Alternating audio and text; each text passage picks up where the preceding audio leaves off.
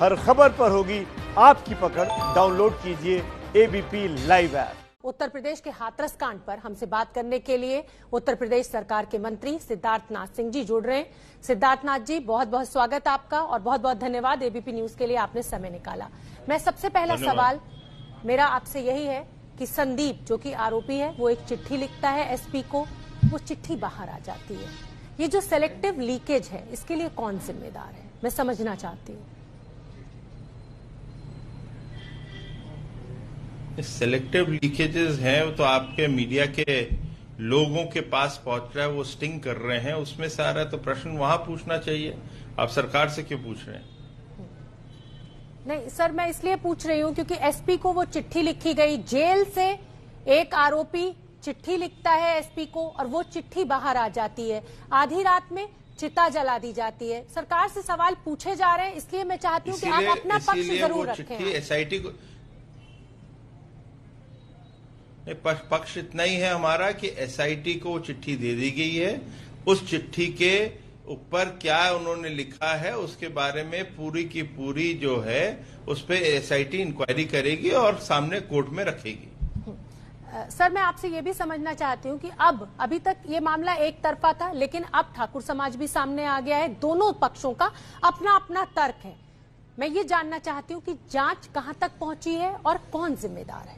क्या माहौल बिगाड़ने की कोशिश की जा रही है? मैं इस पे जांच हम कहां तक की पहुंचे इस पे तो मैं कुछ नहीं कह सकता। जांच चल रही है, कुछ समय और चाहिए था। एसआईटी ने मांगा है, वो दिया गया है। हमने अपनी तरफ से कोर्ट में, सुप्रीम कोर्ट में जाके ये कहा है कि इस पे कृपा करके हम चाहते हैं सीबीआई इंक्वायरी, और सीबीआई इंक्वायरी के साथ साथ इसको कोर्ट मॉनिटर करना चाहे तो हम उसका स्वागत करेंगे। सरकार की तरफ से कोई चीज छुपाने की नहीं है, पारदर्शिता करना चाहते हैं जिससे कोई प्रश्न ना उठे, और ये सब चीजें लेते हुए सरकार ने अपना पक्ष सुप्रीम कोर्ट में रखा है। एक मुख्यमंत्री योगी जी की तरफ से ये भी कहा गया कि जातीय हिंसा भड़काने की कहा जाए कि सौहार्द बिगाड़ने की कोशिश भी की जा रही है। कौन है ये लोग? इसके लिए तो आ ही गया है। इसके अंदर पीएफआई, सीएफआई का नाम आया है, ईडी, डीआरआई उस पर इन्वेस्टिगेशन कर रही है। फंड का जो चैनल है वो सामने आ रहा है, कुछ पैसे पकड़े भी गए हैं जो हवाला में चल रहे हैं। ये सब चीजें सामने आ रही हैं और ये सब चीज जो है ये मैटर ऑफ इन्वेस्टिगेशन के साथ कोर्ट के सामने भी रखा जाएगा। और कोई भी विपक्ष के लोग जो शोर मचा रहे हैं कि ये सही नहीं है, झूठा नहीं है, तो कोर्ट में जाके कहें। अब उसका कोई लाभ है नहीं। बस सरकार एफिडेविट के माध्यम से अपनी चीजों को, अपने पक्ष को सामने लाके रख रही है। सिद्धार्थनाथ जी, मैं आपसे ये जानना चाहती हूँ कि मामला बहुत उलझ गया है, बहुत बिगड़ गया है। एक बच्ची के साथ बलात्कार जो है वो एक अपराध नहीं है। आप भी जानते हैं कि ये एक मानवीय संवेदना का मामला है। क्या जो प्रशासन, पुलिस प्रशासन, चाहे आपके डीएम हो चाहे आपके एसपी हो, क्या ये गलत तरीके से हैंडल हो गया? इस सिचुएशन का आकलन ठीक नहीं हो पाया और चीजें बिगड़ती चली गई। आधी रात में एक बच्ची को अगर केरोसिन डालकर उस तरह से अंतिम संस्कार किया जाएगा तो क्या आपके प्रशासन से गलती हो गई? सरकार की नीयत साफ थी? देखिए, ये इसका भी जवाब प्रशासन के माध्यम से दिया गया है। ये सब चीजें जो आप मुझसे प्रश्न पूछने का प्रयास कर रही हैं, ये सब चीजों का प्रश्न का उत्तर दे चुके हैं, सरकार की तरफ से दिया गया है। अब क्यों करा गया उसके बारे में भी कहा गया है।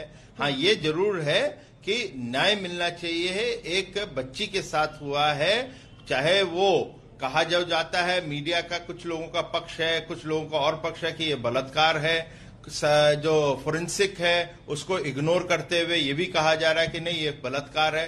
फोरेंसिक जो रिपोर्ट है, पोस्टमार्टम की रिपोर्ट है, वो कहती है ऐसा है नहीं। मगर ये सब चीजों का जो है, अब जब सीबीआई इंक्वायरी में है और एसआईटी साथ में मदद कर रही है तो ये चीजें सामने आएंगी, क्या सच है क्या नहीं है। हमारा ये विश्वास है कि दूध का दूध, पानी का पानी होएगा।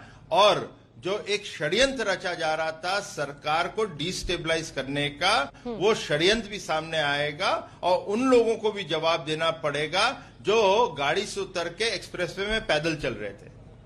आपका इशारा राहुल और प्रियंका के ऊपर है। मैं सवाल इसी से जुड़ा हुआ आपसे पूछना चाहती हूँ। सिद्धार्थ जी, अगर राहुल और प्रियंका एक पीड़िता के घर जाना चाहते हैं, उनसे मिलना चाहते हैं, तो सरकार को दिक्कत क्या?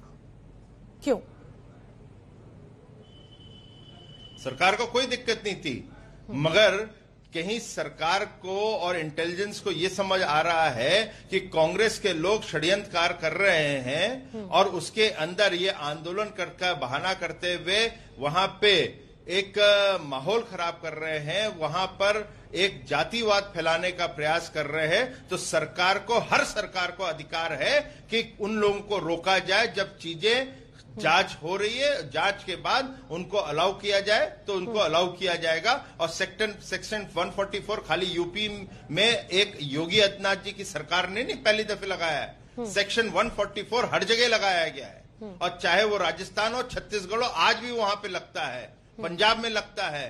क्या उसमें अधिकार है किसी को भी तोड़ के जाने का? ये सेक्शन 144 एक कानून के तहत एक प्रक्रिया है, और जब है तो उसका उल्लंघन किया जाएगा तो रोका जाएगा।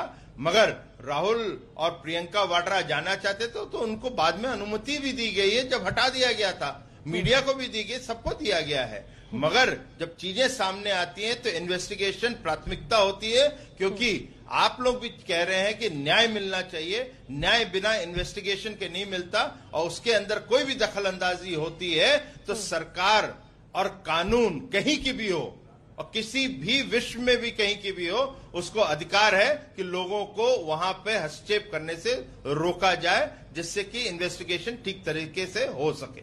बिल्कुल ठीक है, दूध का दूध और पानी का पानी होना बहुत जरूरी है, क्योंकि ये मामला जैसे जैसे दिन आगे बढ़ रहे हैं उलझता जा रहा है। सिद्धार्थ जी, आपने कहा कि राहुल और प्रियंका जो है वो सियासत कर रहे हैं, और जिस तरीके से खोई हुई जमीन उत्तर प्रदेश में शायद उनको ये मौका मिल गया है ये तलाशने का।